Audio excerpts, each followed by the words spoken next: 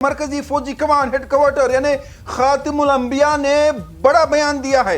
इंतहाई अहम खबर बता दे, खातिमुल अंबिया का बड़ा बयान और फौजी कमांड यानी हेडक्वार्टर से निकला बयान। इजराइल हुआ परेशान, अमेरिका में जो है इस वक्त है मातम। तो आपको अब नाज़रीन बड़ी खबर से बाखबर करें। यहाँ पर ईरान ने आबनाए हरमुज बंद करने का ऐलान कर दिया। खत्ते में कशीदगी मजीद बढ़ गई है और इधर ईरान के मरकजी फौजी कमांड हेडक्वार्टर यानी खातिमुल अंबिया ने ऐलान किया है कि आबनाए हरमुज को बहरी आमदोरफ्त के लिए बंद कर दिया गया है। जो भी जहाज यहां से गुजरेगा उस पर हमला किया जाएगा। ईरानी खबर रसा एजेंसी महर के मुताबिक यह फैसला अमेरिका और इजराइल पर जंग बंदी मुआहदे की खिलाफ वर्जी के इल्जामात का बाद किया गया है। ईरानी हुक्काम का कहना है कि आबनाए हरमुज की बंदिश उनके रद्दअमल का पहला कदम है और अगर मुबैना जारियत जारी रही तो मजीद इकदाम भी किए जा सकते हैं। ईरान ने इल्जाम लगाया है कि अमेरिका और इजराइल ने अपने वादों की खिलाफ वर्जी की है, जिसके बाद यह फैसला किया गया।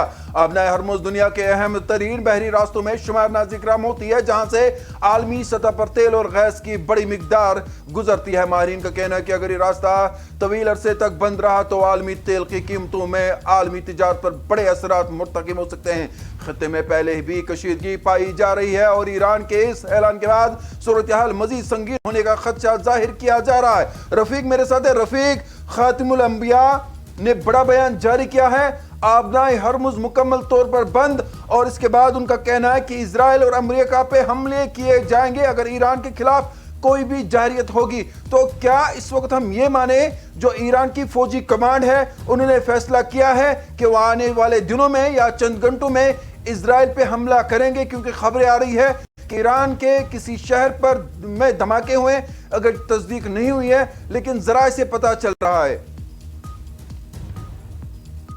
देखिए तारिक, मैं आपको बता दूं कि जब अमेरिका और ईरान के दरमियान ये अमन मुआहिदा हुआ था तो सबसे पहले मैं आपको बता दूं कि ईरान ने अमेरिका को खबरदार किया था, क्योंकि इससे पहले भी हमने देखा था कि कई बार अमेरिका जो है वो ईरान को धोखा दे चुका है। लेकिन अब जो अमन मुआहिदा हुआ था, क्योंकि हमने देखा कि किस तरीके से अमेरिकी सदर डोनाल्ड ट्रंप भी डेस्परेट थे कि वो ये अमन मुआहिदा करे, क्योंकि सबसे पहले अमेरिकी सदर डोनाल्ड ट्रंप ने खुद कहा था कि उनके पास अब जो तेल का स्टॉक है वो 4 हफ्तों का ही बचा हुआ है। लेकिन अब जिस तरीके से हम देख रहे हैं कि इस अमन मुआहिदे की खिलाफ वर्जी हो रही है और कहीं ना कहीं जो एश्योरेंस खुद अमेरिकी सदर डोनाल्ड ट्रंप ने ईरान को दी थी कि तमाम महाज पे सीज फायर होगा, लेकिन हमने देखा जब से ये मुआहिदा तय हो पाया है अमेरिका और ईरान के दरमियान, तब से लगातार इस्राइल की जानिब से ये कोशिशें की जा रही है कि इस अमन मुआहिदे को खत्म किया जाए इन दोनों ममालिक के दरमियान। लेकिन इस बीच आपको बता दूं कि जिस तरीके से पहले ही अमेरिका ने इस्राइल को खबरदार किया था और कहा था कि वो अपने जारियाना अटैक्स